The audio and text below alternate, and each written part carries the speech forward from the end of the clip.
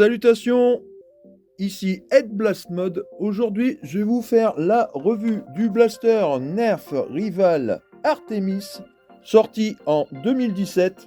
Le voici. Sur ce blaster, quand vous recevez le blaster dans le packaging d'origine, vous avez bien évidemment le blaster, la notice que malheureusement je n'ai plus, et bien évidemment, c'est 30 munitions. Ils auraient pu mettre 60 munitions, ça aurait été plutôt pas mal, mais chez Nerf en général, ils mettent juste le compte. Maintenant, on va passer aux spécificités de ce blaster. Alors, sur ce blaster, qu'est-ce que l'on trouve ? Donc ici, vous avez un rail de personnalisation au-dessus, et ça sera le seul rail de personnalisation. Vous avez un attache-sangle au niveau de la poignée, un attache-sangle à l'arrière du blaster. Ici, vous avez le petit bouton, ici, quand vous appuyez dessus, la détente est bloquée. Bien évidemment, de l'autre côté, vous appuyez, la détente est débloquée. Ici, vous avez un bouton de désenrayement. Quand votre blaster est enrayé, il vous suffit tout simplement d'appuyer vers le bas et de réarmer le blaster. A savoir que sur ce blaster, il n'y a pas de trappe de désenrayement du tout. A savoir que ce petit blaster a le slam, donc vous restez appuyé sur la gâchette et vous pouvez slammer facilement. Au-dessus, vous avez 3 compartiments pour mettre 10 billes dans chaque chargeur, et pour ce faire, il suffit tout simplement de tirer le petit loquet vers l'arrière et de charger les billes. A savoir une petite chose, c'est qu'une fois les billes dedans, vous ne pouvez pas les retirer à la main, il faudra bien évidemment les tirer. Donc pour les charger, et on fait ça sur les 3 compartiments, 10 billes dans chaque, donc ça nous fait un import de 30 billes. Et voilà, une fois le blaster rempli, vous voyez, ça fait ça. Et franchement, sincèrement, 30 billes en partie, c'est du tonnerre. Après, il suffit tout simplement de refermer le KEP et là, on est prêt à faire feu. Donc, à savoir que sur ce blaster, quand vous l'armez, le premier compartiment qui s'en va, c'est celui-ci. Après, c'est le central et après, c'est celui qui est complètement à gauche. À savoir que la particularité de ce blaster, c'est sa poignée avant. Elle est énorme. Personnellement, moi j'arrive à faire le tour, mais pour certaines personnes, je pense qu'ils n'y arriveront pas. Maintenant, nous allons passer au test de vélocité pour voir les performances de ce blaster, à savoir que ce blaster est toujours d'origine. Je n'ai jamais changé le ressort ni débridé. J'en ferai bien évidemment un tutoriel pour la modification, le stage du blaster. On passe maintenant au test de vélocité. A tout de suite.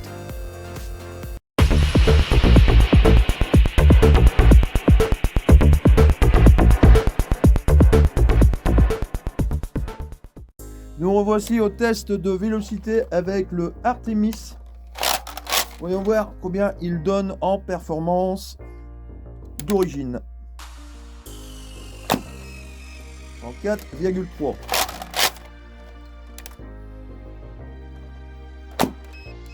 108,8. Effectivement, les Nerf Rival en général sont assez péchus, quoi. 100 FPS. C'est la norme des Nerf Rival. 104,3. 106,2. 110,2. Il me reste encore 2 billes dans le fameux compartiment, comme je vous ai dit. Le premier compartiment qui se vide, c'est celui-ci.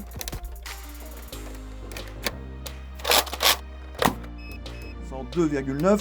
Et enfin, la dernière. 102,6.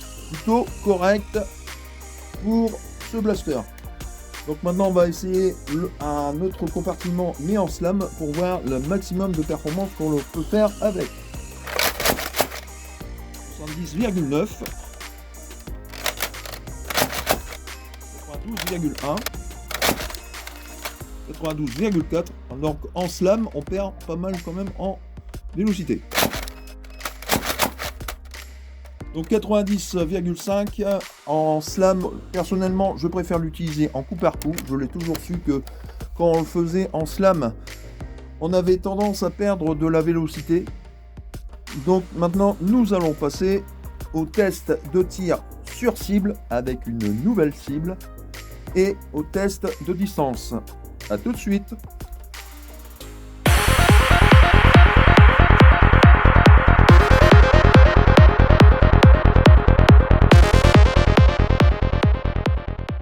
Voici au test de tir sur cible. Alors j'ai changé de cible, la cible est toujours à 10 mètres.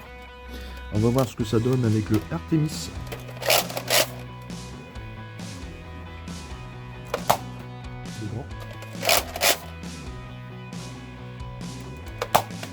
Un côté.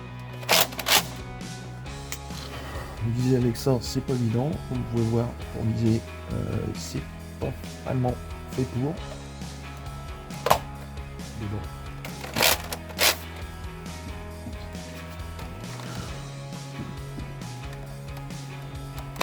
Un côté.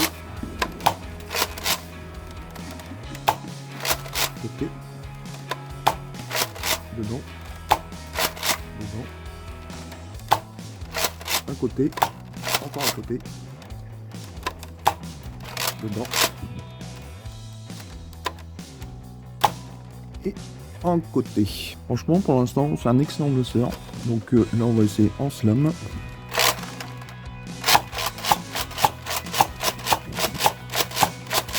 Un côté à chaque fois. C'est pas évident de viser avec ça, surtout en slam. Donc maintenant, on va passer au test de distance, voir le maximum de performance qu'on peut faire avec en tir tendu et en tir en cloche. À tout de suite.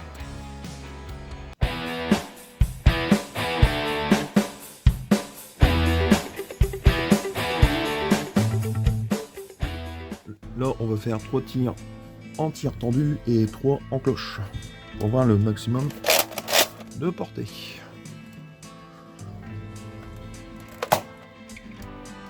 On a atterri sur les 20 mètres, c'est déjà pas mal. Savoir que bien évidemment, ce blaster n'est pas modé ni débridé. Ah, là, on atteint largement les 35 mètres. Et enfin, la dernière.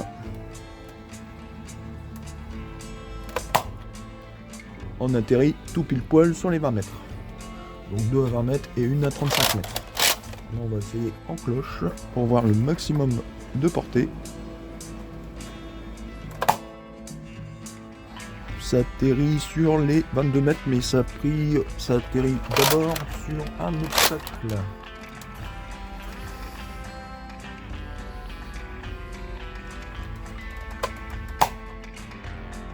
On atterrit sur les 25 mètres. Et enfin, la dernière. On va essayer de bien mettre bien en cloche. Oh, c'est parti chez le voisin.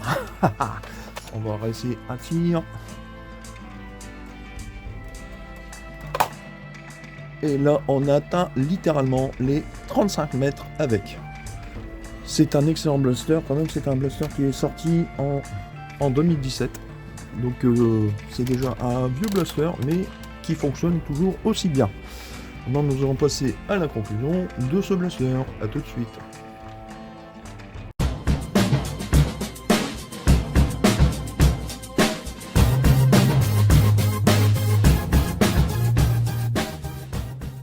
Nous revoici à la conclusion de ce blaster. Sincèrement, au niveau des portées, nous avons de très bonnes portées.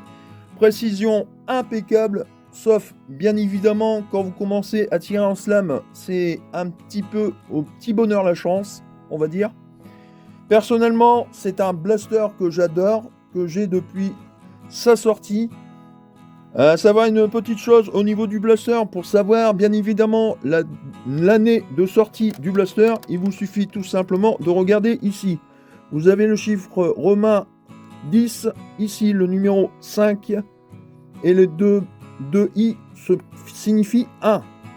Donc c'est 15, 16, 17, sorti en 2017.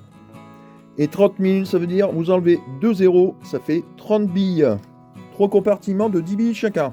Personnellement, moi, je l'adore surtout en blaster game. C'est un blaster que j'utilise assez fréquemment dans les blaster games Rival. Sincèrement, c'est un excellent blaster. Bientôt, je ferai quelques upgrades sur ce blaster. On va dire enlever la bride, lui mettre un ressort un peu plus péchu et lui mettre quelques accessoires imprimés en 3D. J'en ferai bien évidemment un short. Voilà, moi, tout ce que je peux dire sur ce blaster, c'est qu'il est excellent. Je mettrai bien évidemment le lien pour le trouver en neuf et aussi bien en occasion.